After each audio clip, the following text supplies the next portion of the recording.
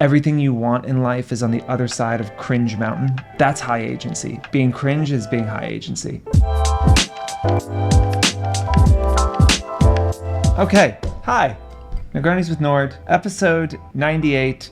We're back on the whiskey train. I might be showing my age, but I just don't know that I can drink a full Negroni and then go on with the rest of my night and not end up in bed at 8 o'clock. So we've got a whiskey. We've got some questions. Let's dive into it. Let's start with the most important thing, which is what's going on in my life. I had a board meeting yesterday. Let me get to my actual point here, especially when you're running your own business. Of course, if you're somebody that has it in them to start a business, to go out on their own, you're going to be self-motivated, probably be really hard on yourself. There is something really important to having a separate accountability layer and support system. The need to once every quarter come together in front of this group of people that I respect and that I've learned from and say everything that has happened in the business, all of the things that we had planned to do. Did we do it? Did we not? Where did we fail? Why did we fail? Why did we succeed? Where did we succeed? Where are we investing? What are we doing over the next 3 months?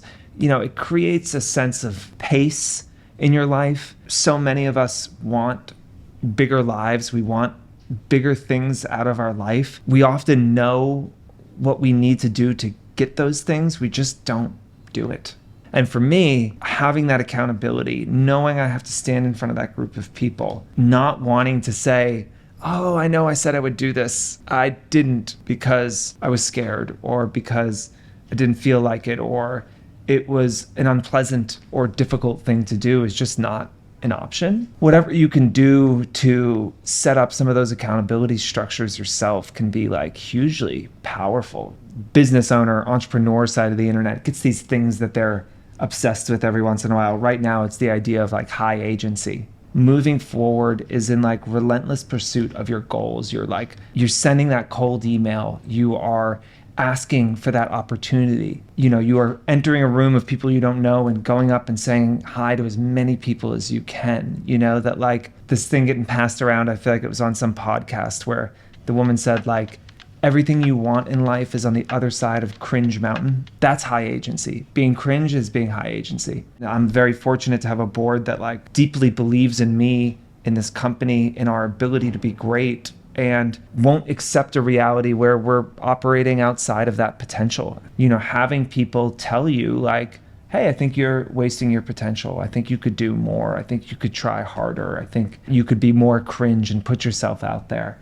So anyway, it's a good reminder for everyone to try and figure out how to build that support system into your life in some ways. I have found it hugely helpful. As you know how this show works, we get influencer questions. I pour a drink. I answer the questions. Anything you're wondering about being an influencer, the business of it, how to grow your account, how to work with brands, how brands are picking influencers, ways to grow your business, whatever it is, ask, comment, email it, DM us, whatever it might be. We'll make it onto the show. I'll do my best to answer it. Also, next week, I am heading down to Tampa for the launch of the Dick's varsity team. You haven't seen this. We had 4,000 people apply for 50 spots, 50 ambassador spots to work with Dick's Sporting Goods. It's twice as hard to get into as Harvard. It's an amazing group. Olympians, world record holders, coaches, athletes, parents, NIL athletes, the whole gambit. I'm super excited to get down there. If you missed a chance, if you're an athlete or if you talk about sports and you missed a chance to apply, bookmark it. We're going to do it every year. Come back and apply next year. It's an incredible program. This is a house of dicks,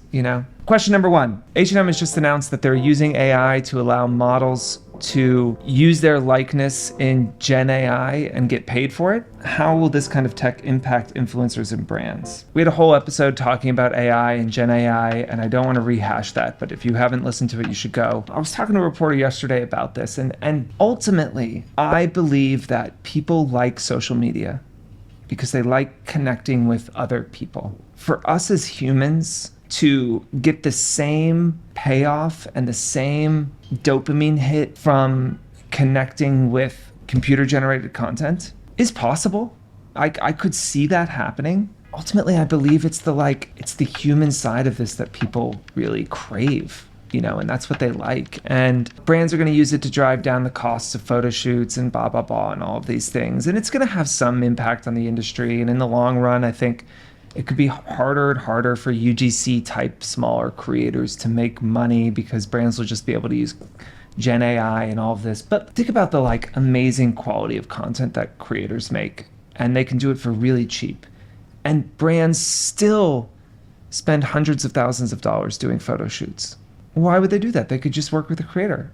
Ultimately, while brands are in large part driven by their need to make money and create value for their shareholders, you can't deny that like a lot of people start these companies to express their vision and to like put something beautiful into the world. And part of that is collaborating with people and artists. And like AI will be used for certain things. I could absolutely see it being used for e-com shots, which are very like same, right? What would need to happen is that people would get as much enjoyment and satisfaction out of consuming content from a fake person that doesn't exist, or consuming content from a real person put into situations that aren't real, that they do from the real thing. I believe that's a pretty big ask.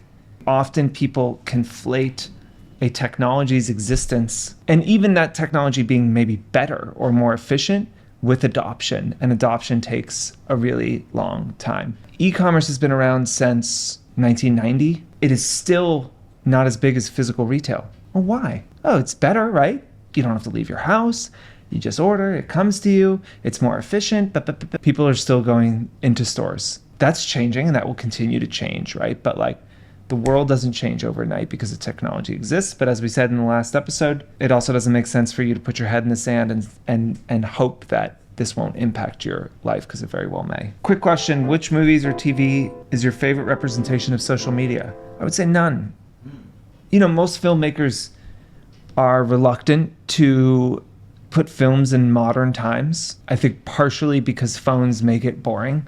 Actually, isn't that interesting that like phones ruin so many plot points and movies that like most people just put their movies in either an ambiguous time or in a time before phones? Or interesting, like White Lotus, right? They like had to put their phones away, right? It's like interesting that like many filmmakers you'll hear say that like the modern world is so ugly and boring that they are like uninterested in putting their art in the modern era. I find that influencers in any movie are complete terrible caricatures of themselves and just like the most vapid, vain people that you could ever imagine. And the like hate that the filmmaker or director has for influencers is so palpable that it is not super interesting to watch. And I'm not really interested in the storyline about how dumb and stupid an influencer is and how their priorities are all wrong and they're these like self-centered assholes, and that is like generally what I see. I also think the fact that like, yeah, I don't know that like posting on your phone is like a super interesting plot point. I'd probably rather watch like Tom Cruise hang off a fucking airplane, like that is probably a bit more interesting. Yeah, like Tom Cruise like trying to make it as a menswear influencer is like a less compelling plot line than flying like a fighter plane. Would Tom Cruise be one of the few actors that would get you excited if he was, only thing you knew about him was he was playing a social media influencer? Probably. I would watch Tom Cruise do it for sure. Thank you as always. Keep the questions coming. We'll keep the glasses full and hopefully learn something together. Cheers. Tom Cruise actually, like, I kind of love his Twitter, which is like always seemingly just him like really excited and grateful about his movies, complimentary. I don't know. I feel like there's just, as we say, we're going to talk about Tom Cruise every single episode. There's this huge swell of love for him right now. I feel like, it's hard for a dude that weird and that rich to be so beloved, but like, damn, I'm here for it.